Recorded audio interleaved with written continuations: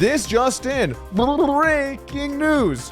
Our story tonight, millions in chips stolen in broad daylight at the World Series of Poker. With this much money at stake, I figured I should mention it. Oh, it was a bad joke? They can't all be winners. This heist cost player Brian Smith, aka Smitty, approximately $30,000 in real money. The real crime here was jamming Jack 5 suited under the gun. But exactly what went down on the poker world's largest stage? Well, luckily, thanks to Twitter user Tilted Tay, we have close-up footage of the event. On that note, let's go ahead and break down what happened in Event 20 at the World Series of Poker. You might be asking yourself what exactly happened here. Well, in event number 20, aka the Gladiator, a tournament with over 20,000 entries. That's right, guys, over 20,000 entries.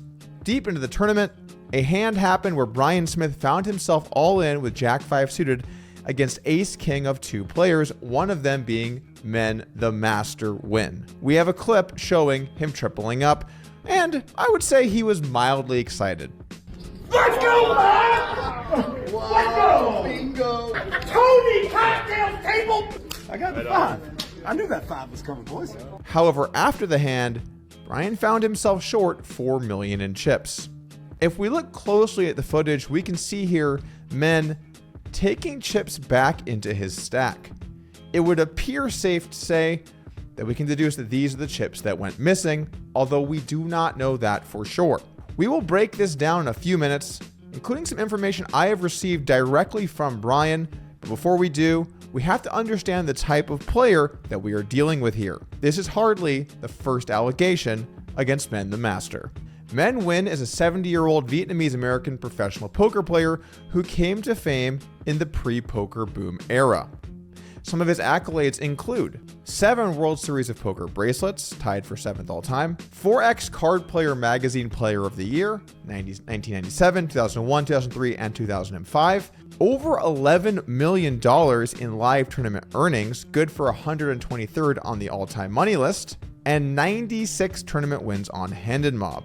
While Nguyen is known as one of the most accomplished tournament players in the old school era, he is also known for berating dealers, getting blackout drunk at the table, and most importantly, for cheating and angle shooting. Over the years, there have been many different allegations against Nguyen of different kinds of cheating and angle shooting, like for example, chip dumping. Here are some of the things that notable players have said about Nguyen's chip dumping in the past. Mike the Mouth Manasow tweeted in 2023 saying the rule was put in from Nguyen the Master rule when his buddies used to give him chips in tourney. His horses used to dump chips, so to make sure others weren't dumping to players, the dumb rule was put in. The idea behind this rule was that players have to show their cards when they're all in, just to see what people had to avoid players chip dumping to other players. If this tweet is true, and admittedly it's difficult to read this tweet, so maybe it's not, but regardless, if it is true, seems like maybe a good precedent here would be to just ban the player cheating in all of these tournaments. I mean, why is it that we all know about these rules put into place for Nguyen? However, he's allowed to play in these tournaments. Seems a little bit suspect to say the least. There have long been rumors about Nguyen getting kicked out of Foxwoods for being caught with extra tournament chips in his hotel room, but those rumors were never proven true.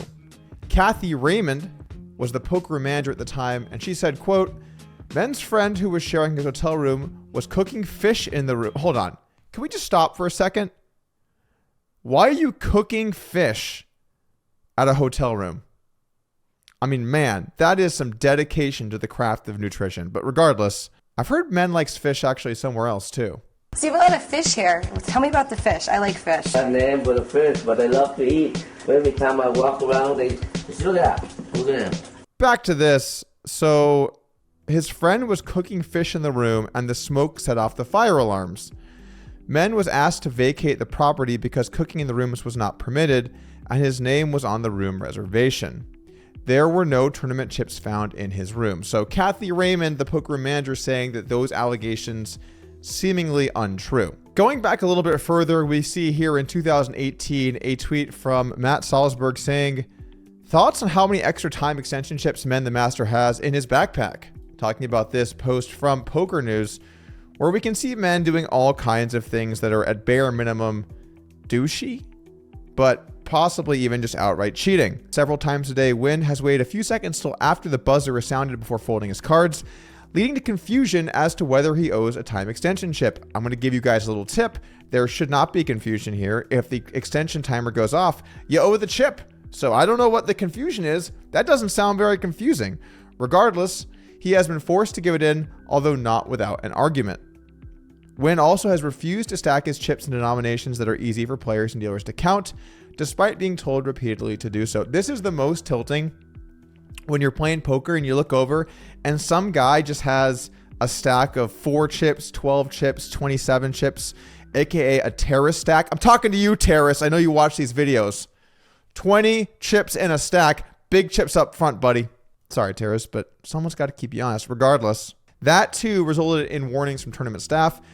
And then Nguyen has been announcing illegal raise amounts, announcing 14,000 as an opening amount at a 20,000 chip big blind. Anyway, point is, Nguyen said at the end, "What did I do wrong? I never do nothing wrong," aka a double negative, aka my man is telling the truth. This most recent wave of updates from Men in the WPT tournament led to more people being upset about his activity, including this tweet from Scott Seaver saying, "Any floor man that gets called over on that Men angle and rules in his favor should instantly be fired and barred from ever having a job again." I wonder how Scott really feels about this. It's just not clear from this tweet. I think he's against it. Putting angle shooting and potential cheating to the side, there's also confirmed evidence of Men abusing dealers. And I just want to say this, especially as someone that now employs a lot of dealers. I have so much respect for what these people have to do. Their jobs are incredibly difficult, and I think it is just fucked up when players harass dealers or attack them. And if you see that happening at your table, you should absolutely stand up for your dealer when it happens. Back to Men. There are many examples of Men when it comes to dealer abuse, and it's covered in this article from Poker News. In this same article, after talking about dealer abuse, there's also another incident that happened in 2018 where Steve Sung went all in for 435,000 chips over Nguyen's bet of 225,000. Nguyen dropped in the 200K chips as if to call. Sung tabled his hand, and Nguyen picked up the chips and claimed he'd accidentally dropped them and hadn't intended to call. AKA, guys, it was a joke bet. Makes a check. Oh my gosh, and he slides it in. What in the heck just happened? Now he's saying that he's joking. You know I'm doing joke with you all the time. I didn't know that. I have the nuts. Guys, it was a joke. It was a joke. I thought it was funny. You laugh, you cry. It was a joke. It was a joke. Please don't make me put my money in. It was a joke. It was funny. The players argued back and forth, both offering to bet on this, and ultimately tournament staff ruled it a call, and Nguyen was forced to put in the chips. As fun as it is to go down memory lane on all of these old Men stories, we need to talk about the new one from this week in the Gladiator with just 3 tables left and 4 million chips missing in this pot. Essentially, Brian Smith went all in under the gun for 4.525 million, approximately. Steve Foudy raised to 10 million. Men went all in for 25 million, and Steve called. So we have a 3-way all in here between these 3 players. There is a main pot with Jack 5 and a side pot with Ace King. After the board had run out, Jack 5 had rivered a pair of 5s to triple up and survive, over a triple up when you consider the blinds and antes, and the Ace Kings split the side pot, which basically is them just taking their chips back after having paid out Smitty. I had a conversation earlier with Smitty where he gave me some specific details I can share with you guys.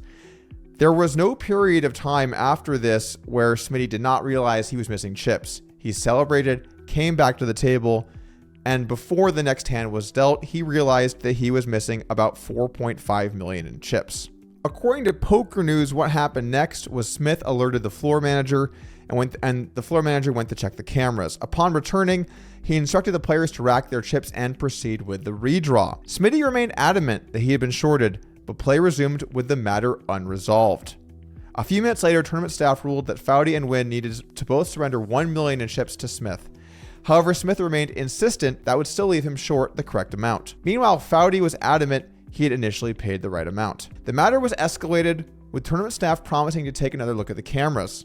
However, the matter was never fully resolved, and Smith ended up busting in 26th place for $17,000. Now, the video footage of this hand, which we've shown you a few times at this point, looks pretty clear that we can see men touching these chips during the celebration.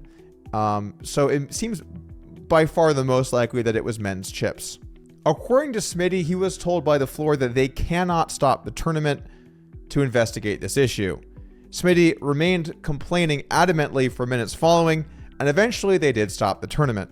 He also noted that at this point the players clapped, and there was a sense of camaraderie about trying to right what had been wronged here. You can't start the tournament until you figure it out. Two big blinds is a big deal here.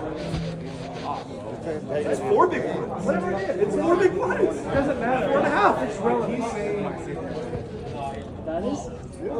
And he's sitting here saying he watched. It's like, are you kidding me? Nah, you gotta. They have it on video. After a short investigation, the floor did not have any additional information and resumed the tournament. The first hand back after the tournament, still this issue had not been resolved, at which point Smitty decided to tank in protest, tanking for 5 minutes on the first hand. However, he realized quickly that this was unfair to the other short stacks, including a player that he was friendly with, and decided he wouldn't do that to the other short stacks because it would be punishing them. At this point, the floor decided to give Smitty 2 million of the 4.525 chips he was missing, which I find very confusing. You would have to imagine that if they checked the tapes and saw that men had shorted him 4.5 million, that they would make men pay him the chips. You would also think if they went back and couldn't find anything, either because they had bad camera angles or the cameras weren't working or they just couldn't see, then they would not be doing anything at all. This seems like a half measure, including 1 million from a player who essentially said that he had already paid the right amount, but would do so again anyway. I'll note that Brian has a lot of respect for Steve Foudy and the way that he approached the situation, paying 1 million more even though he does believe he had already paid the full amount. A few other notes about this event from Smitty's perspective.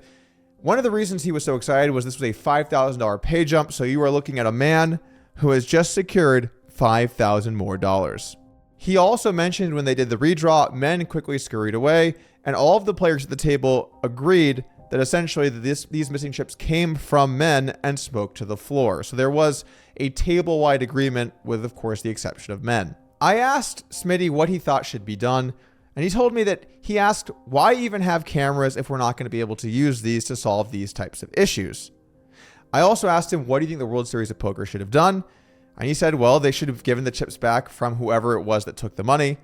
I further asked him what if the angles were bad or they didn't have the right footage, to which he said that because the players were all in agreement that these came from men and that the other players at the table also saw what happened, including this clip where we can see men taking chips back, they should have done the right thing and given him the chips from men. Even though he ended up getting 2 of the 4.5 back, it should have been all 4.5, and Steve Foudy shouldn't have had to pay the price for what he believes men did. I have to say this case seemed pretty clear cut, but now with this giving 1 million from each player, I find it much more confusing. What exactly happened where each player has to give one? Wait, I'm receiving some news. Men has been officially banned from Large Card Club. That means he won't be able to play the $1 million guaranteed Mega Monster on August 1st to 12th. With a $400 buy-in and a top prize of over $250,000, men must be devastated. Wait, no, it's men, not men in general, just that specifically that men. Just come on down. Come on. I'll see you guys there. Anyway, for the first time in poker history, people had opinions and shared them online. This one is from Kevin Martin saying, bro, letting this guy continue to is a huge signal that shady people can do whatever they want. Get him out of here. I agree with Kevin's grammatically incorrect sentence.